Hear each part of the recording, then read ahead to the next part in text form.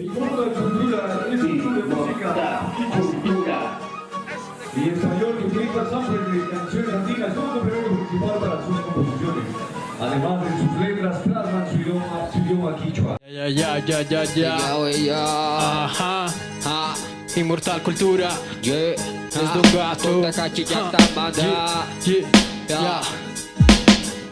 Mas kung mi pudis pa ay kimi kung gadis kakanuman rispa bici kajis kayuyay kunata sinakakunan ganing kapadunata patayu jadi kamami kaika kusija alija juksija wakibija pesakija papapi purija wai kuman richija kurkuman richija jakija chinga chunchay kamika.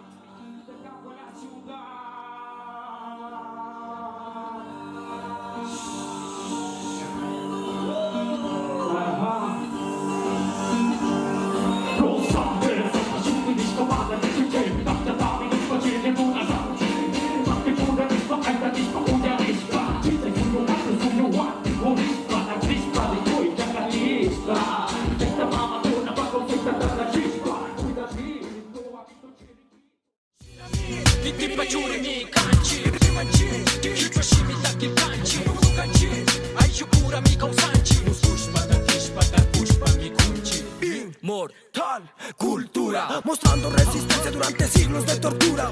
La esencia no se ha perdido, el ritmo y las tradiciones firmes se han mantenido.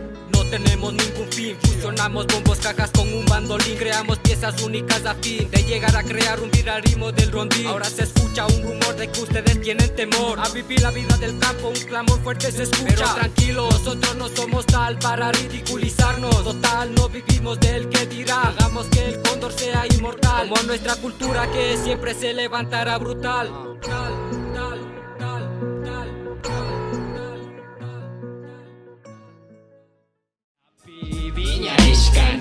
Tsunami, ciencias canchik, Sayadichi, Tigramuichi, volviendo a la tierra los Andes, sí, Yacapi, Viñaris canchik, Tsunami, ciencias canchik, Sayadichi, Tigramuichi, volviendo a la tierra los Andes, sí. Chingasca, caspa mascarilla, Wanyuhu, caspa muyumuisha, Kaipija, mikuna,